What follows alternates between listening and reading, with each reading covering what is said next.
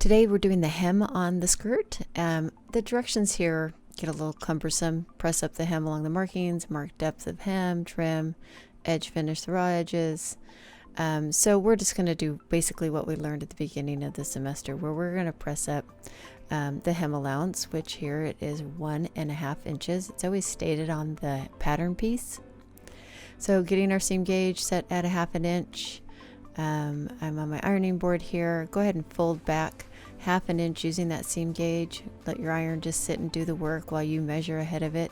For some reason I had a heck of a time getting my body and my arms and my camera in a position that felt normal.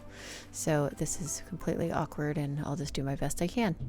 Fast forwarding along, so we're going to do 1/2 inch all the way around the bottom of the skirt.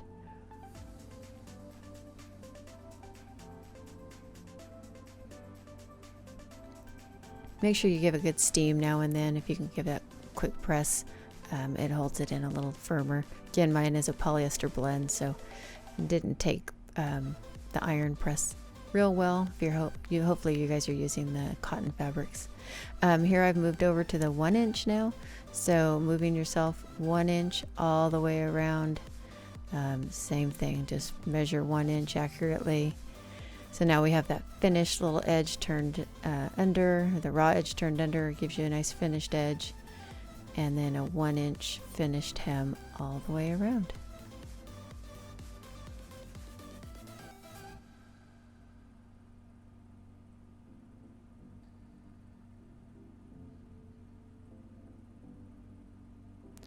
And then go back with your pins here, and we're going to pin it all the way around.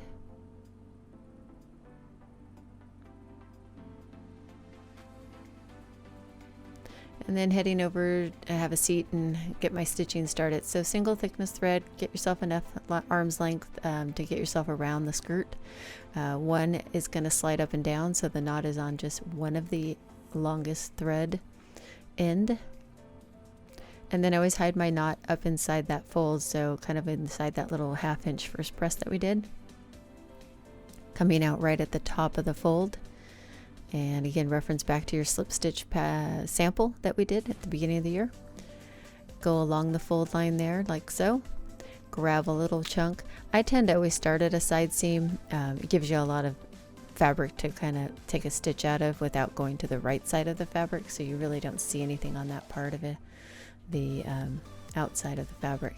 So grab just a fiber or two of the fabric of the skirt and then slide along that fold line for about 1/4 inch to 1/2 inch, depending on how big your stitches you want them to be. You don't want them real big, obviously they'll look very loose. So grab a little bit, scooch along the fold, and just continue that all the way around to the end.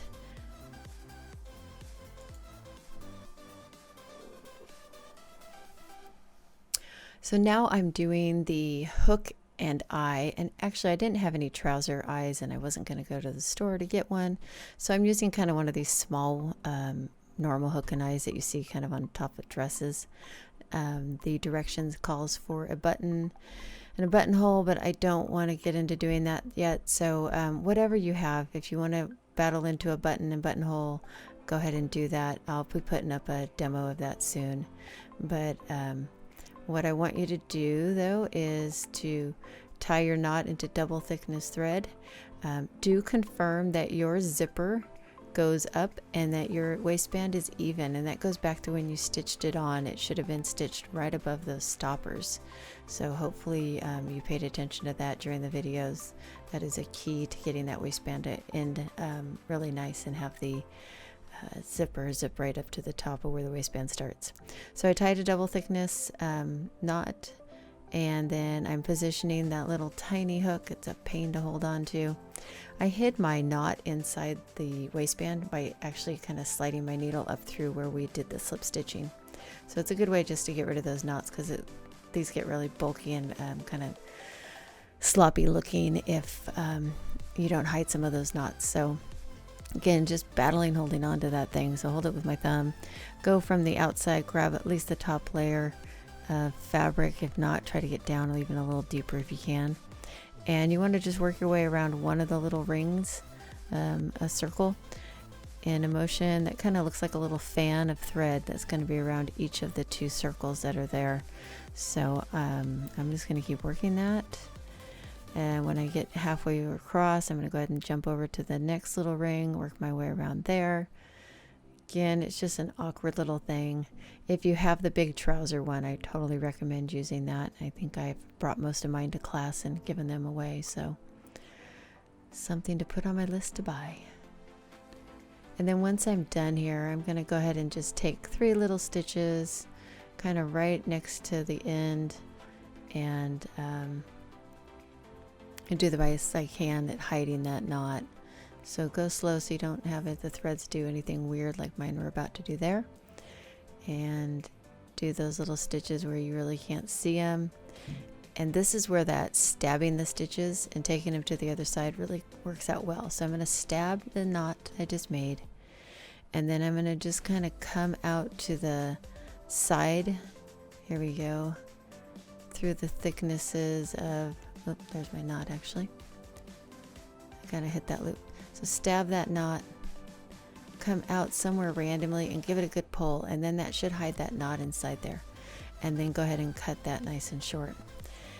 Then I barely have enough thread here, but tie yourself another knot, and we're going to go to the other side.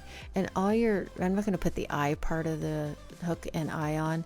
I can't stand that one. So the hook goes on the part that goes straight up from the zipper, and the eye, or what I'm going to do is just loops of thread, are going to be on the part that it was the extension of the tab. So you can see I kind of pulled really hard so that that thread knot came through.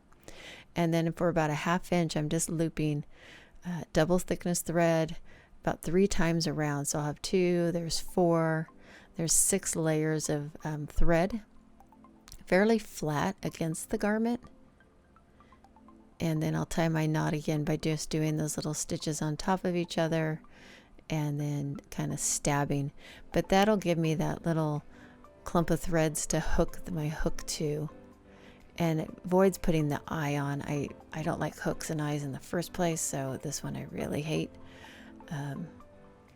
because they're so floppy. So that will allow zip up right to the top, and then you take that hook and just hook it onto those threads, and voila, you have a hook and eye.